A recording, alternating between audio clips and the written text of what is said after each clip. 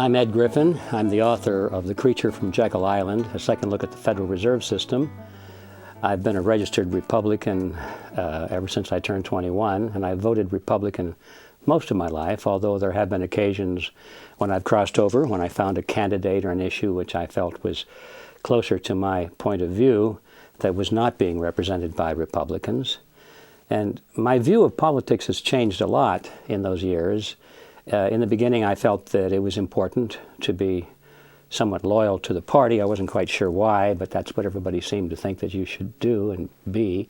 So I was loyal to the party. I wanted to support the Republican Party because in the early days, I felt that the party represented pretty much my own personal political views. A view which in those days was called conservative. Well, today that word is still around, but it represents something quite different than what it did in the early days when I became a Republican. Today, I hear people of all different political persuasions using the word to identify their point of view. And it's come to mean social values and economic values and political values, and quite often I cannot relate to it anymore. Especially when you add the word neo in front of conservative, you get a whole different animal. And so I felt very worried over the years that my party was abandoning me. It was abandoning my political views. I was still pretty much like a gyroscope. I knew what I believed in.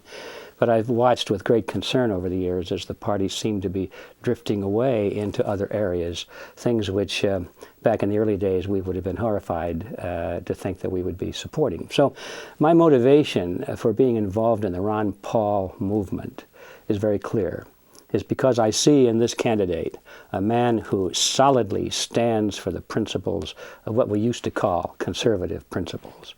Today, I think there's a better word for it. We'll just call it the constitutional principles, the principles that were built into our American system, the principles of limited government and strong individuals with rights and privileges, a system in which the government is the servant instead of the people being the servant of the government. All of those things I find represented in this man, Ron Paul. And so I'm very, very enthusiastic about him as a candidate.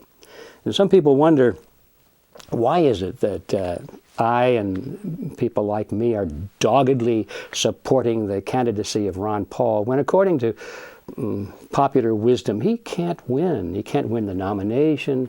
They say he couldn't win the election even if he won the nomination. So why would you support a candidate that, quote, can't win? And I answer that question with another question. Why is it important to win? What are we winning? What is this that's so important to win? And the answer, of course, well, win the election. And if you pursue that, you come up with the question, well, why do we want to win the election? And the only sane answer is not just because you want to be a winner, like putting money into a football pool or something like that.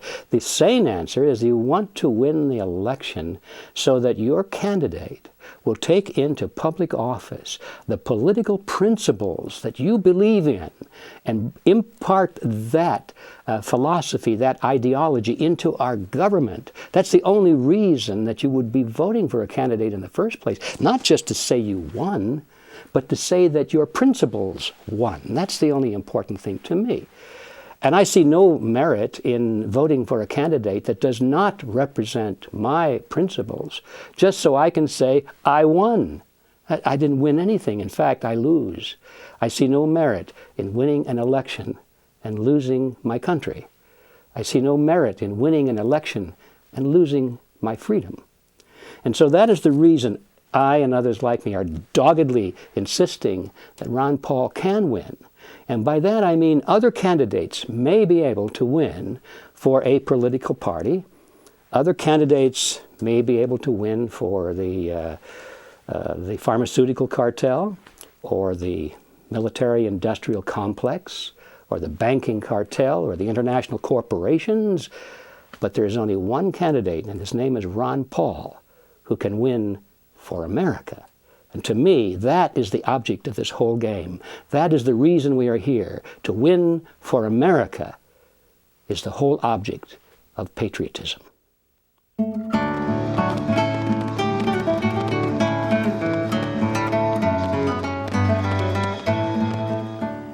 Well, I hear talk about delegates being morally bound to follow the vote of the state.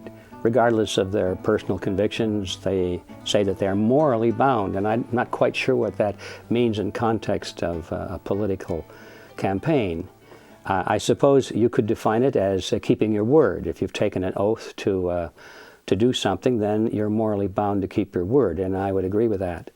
But the problem is, in so many cases in life, your moral obligations sometimes have competing interests. You have two moral obligations, and you have to choose between them. They're both moral obligations.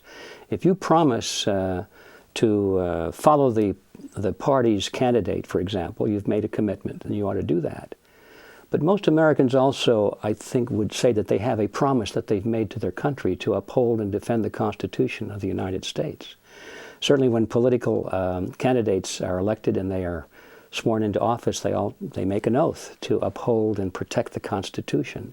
There's a loyalty to America that is also at stake here.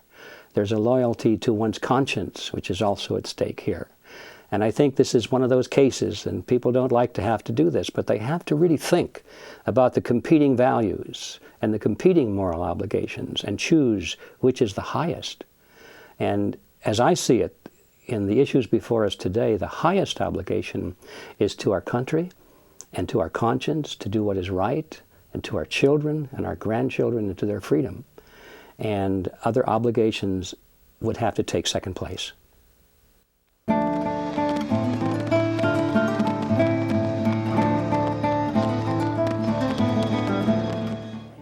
For the things that are occupying my attention lately are naturally relating to freedom issues. And some years ago, in fact 2002, we created an organization called Freedom Force International. And this is my life work now. I'm devoting just about all of my time to seeing that this organization gets a good firm start. And it has done so. Freedom Force International is, as the name suggests, an international organization. We have members now in 51 countries. And the purpose of it is simply to unite people behind a common creed of freedom and to focus on the necessity to take back control of our respective countries. We have to acquire power. One of the things that freedom advocates have missed over the years is the necessity to actually hold power. We've always said, well, power is dangerous, power corrupts, and therefore we must not have power. And so we've stayed out of the arenas of power, politics in particular. And in the media, that's an area of power. We've stayed out of organizational work because we've said, well, we're loners. We don't like to work in organizations. And we don't like all that backstabbing and all that sort of thing. So consequently, our collectivist opponents, they love power, and so they go into these organizations. They have gradually, over a period of time, risen to the top. Now they control the organizations which represent the power centers of society, and that's why they can do just about anything they wish, while we are relegated to carrying placards and writing letters of complaint and standing outside the halls of power looking in saying, oh, those of you who have power, won't you please listen to our petitions? Won't you please follow the Constitution? Won't you please do what is right? You who have power? You see the absurdity of that. And so Freedom Force International recognizes that absurdity. And now we are trying to reverse the process. We are training our people to help each other to move into the power centers of society so that we are the ones who are making the decisions. Now, it takes a little while for that to happen, and we don't expect it to happen overnight. But certainly coming into control of the political process is one of the important steps for that, which is why we're very active in the Ron Paul campaign. But we know that this battle will not be over in November of 2008. In fact, it will have just begun. No matter what happens at the polls in 2008, the real battle has just begun, and it will go on for decades. And so we are building an organization which will have that firm footing, which will carry this battle into the future so that we will eventually win.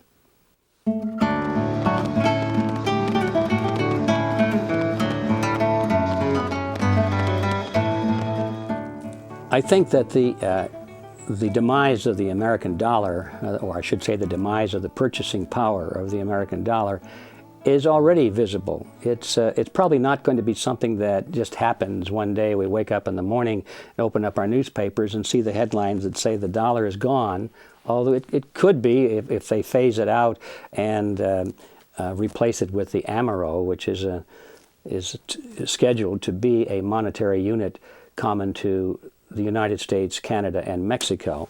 But even that probably won't come as a big surprise, because they'll be talking about it and debating it, and it'll take months to unfold. So even that, when it arrives, won't be a sudden thing like reading the daily or the morning newspaper. I see the demise of the purchasing power of the dollar just an ongoing process. It's been going on steadily since 1913, when the Federal Reserve System was created. It's accelerating right now because the rest of the world is finally waking up to the fact that the Federal Reserve notes created by the Federal Reserve System are really not worth anything. I think they've always known that the Federal Reserve notes weren't worth anything all along, but they didn't care as long as they could find somebody else who would be willing to take them and exchange them for goods or services. They didn't care whether they were worth anything as long as they could spend them.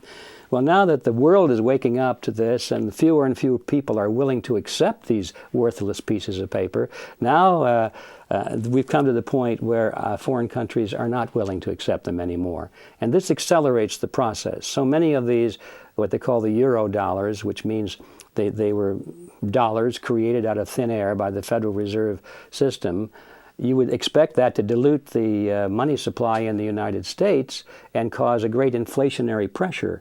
And it was always a mystery to many people, including myself at one time. Why didn't we have more inflation when we were creating so many new dollars out of nothing? And then I found out the reason is the euro dollars, which means that they were sending these dollars overseas because all these other countries of the world were anxious to have U.S. dollars for the reason I mentioned. They could swap them. People wanted them and were willing to exchange them for refrigerators, automobiles, and so forth. Well, now Europe and Asia and Africa is flooded with these paper dollars. They don't know what to do with them, and they're getting very nervous as they see their value go down by the day. So what is beginning to happen already is that all of these dollars overseas are beginning to come back to the United States. They're sending them back as long as they figure they can buy something with them. They better do that before they become totally worthless. And so all of these billions upon trillions of artificially created dollars that the Federal Reserve System did over the past 2 or 3, 4 decades are coming back now to buy up our goods and services, to buy up our politicians, to buy up our real estate, to buy up our corporations, anything that's for sale while they can still spend them. And of course, that is one of the reasons we see this great acceleration of the inflationary process. So, yes, it does look like the end is coming very, very near, but these people that have been running this show are not dumb. They have known this was going to come, and they haven't just waited around to see how it's all going to turn out. They have planned at some point to get rid of the dollar completely and replace it with some kind of a regional or international monetary unit. And I mentioned that a moment ago, being, in our case, the euro, the amero, very much like the euro in Europe. And even the amero and the euro are not the final end of that process. Those are conceived to be transitional monetary or regional monetary systems toward the ultimate creation of a true international monetary unit. And at that point, then, it'll all be locked down by one central place, probably the World Bank or the International Monetary Fund, and there will be no escape. By no escape, I mean today, if you have a rapidly deteriorating monetary unit like the dollar, you can always rush down to some trading center and exchange them for yen or Deutschmarks or British pounds or something, and have some kind of an escape from the deteriorating quality of a particular currency. But once there are no more competing currencies, then there's no escape. You're just locked in with whatever the elitists determine will be the value of your money.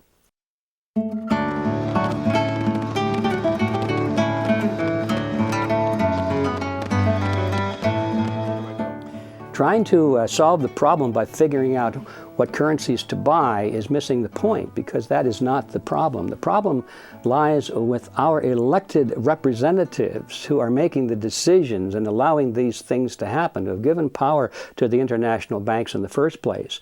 The problem is not going to be solved out there on the trading counters trying to figure out what to do with your money. The problem even won't be solved by exchanging it all for gold or silver, which is not a bad intermediary step, because at least you'll have some preservation of value there. But that's not even the ultimate solution, because these politicians could decide that it's illegal for you to have gold or silver. Simply pass a law and they'll come and take it away, or if you don't surrender it, you'll be violating the law, you'll be a criminal. So the solution always comes back to one thing, and that is that we have to recapture control of the power centers of society. And the biggest power center, of course, is the political system. And so trying to figure out a way to escape without confronting the main problem is not going to work. We have to recapture our system. We have a little motto in Freedom Force that kind of sums it up. Why fight City Hall when you can be City Hall? That's the solution to our problem.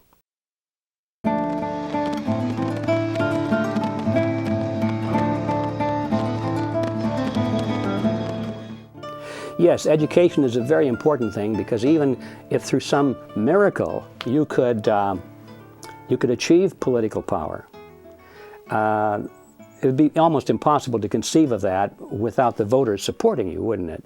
But if, suppose you, on some issue, you were very charismatic and you got all these votes, and then you got into office and you started to do some of the things I'm talking about, the average voter would say, this guy's crazy. And they wouldn't support the politicians who were trying to do it. So it doesn't just happen through the political arena alone. Education is very important.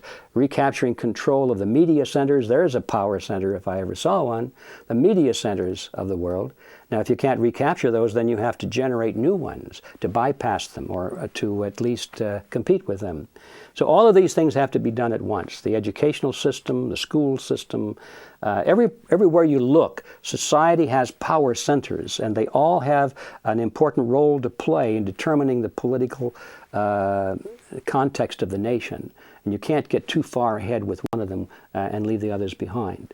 So it's not as simple. I should say it's not an easy process, but it is a simple process. So we just have to get out there, get off of our chairs, away from our television sets. We have to go out where the people are. They belong to organizations. They have interests. They have leaders. We have to get out where the people are, instead of expecting them to come to us, into our little meetings and our groups and read our literature and so forth, which is how we've always done it in the past. Is one of the reasons it hasn't worked. We have to go out there where the masses are, so to speak, and be with them, have an interest in their projects, and show them a better way, and to provide leadership.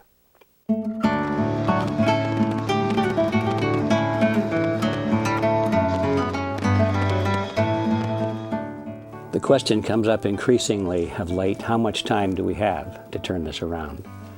And I think it depends on your perspective of what it's going to take to be victorious. I don't think that the short view of history is appropriate anymore. It used to be we'd look forward to the next election. We'd say, well, who are we going to get elected to Congress or into the presidency? And if we get the right man in there, well, they'll turn everything around for us, and we can go back to our golf games and watching soap operas and so forth. Well, that hasn't worked, has it? It hasn't worked for many, many years, and with each passing election, our situation has deteriorated seriously. And while it used to be back in the 60s and 70s and 80s, we could talk about the growing storm clouds on the horizon of serious problems that if we didn't do something about it pretty soon, sure enough, we're going to be in serious trouble. Now here we are, and those clouds are right overhead, and we are in serious trouble. We didn't do anything about it then, and it doesn't seem likely, to be perfectly objective about it, that we're going to do anything about it now. And the reason I say that is not because of pessimism, but because of realism. Most people do not understand why those storm clouds are here. They don't understand that the problems that we're facing today are based upon certain major events, or major trends, I guess would be a better word. One of the major trends of which I'm speaking is the degree to which Americans have adopted the philosophy or the ideology of collectivism.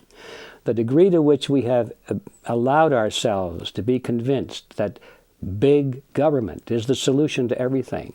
The degree to which we've allowed ourselves to be convinced that we should subject ourselves to authority in order to be good citizens. The degree to which we have allowed ourselves to be convinced that we should be the policemen of the world. And even though we have serious problems at home and we can't seem to get it right here at home, somehow or other that gives us the right to go and police the world and tell the rest of the world what to do. We've bought into all of these things. And the average person doesn't yet see the insanity of these assumptions. And therefore, we're looking at some very serious crises right now. And if we do have, let's say, a serious lack of food, and people begin to riot for food, if we do have some kind of civil disorder, could be a military type of threat, it could be a health threat, it could be an attack, a bomb or something like that, it's quite likely that today the American people will turn to their government and demand more government as a solution to all of these problems. And that's why I'm not really thinking that we're going to see a turnaround. As things get worse, as the American people get more and more frightened about current events, their conditioning is going to come to the top, and they're going to turn to government and say, oh, government, give us more control, protect us, do anything to save us, put us into concentration camps if you must, monitor where we go, put chips in our hands, watch us in everything we do just so that we can be secure, give us food stamps, tell us where to live, give us employment, give us money, just take care of us. In other words, that's how Americans have been conditioned to solve problems, is to turn to government, which in my view is the cause of most of those problems in the first place.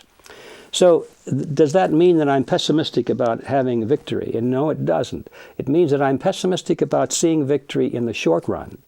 But in the long run, I'm very optimistic. It may take a while, but as we see that the old forms haven't worked, and as there's a growing awareness of the principles of individualism and constitutionally limited government, the very things that the Ron Paul movement exemplifies, the very things that we teach in Freedom Force International, as we see that groundswell grow and grow and grow, now there will be some time in the future.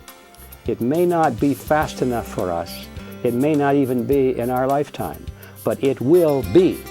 And as long as we nourish that growth and we set in motion the institutions and the channels of communication today to make sure that it continues, we can go to bed at night and sleep very well, knowing that we have been responsible for starting something that in the end, somewhere down the line, absolutely will be victorious. That's a very good thought.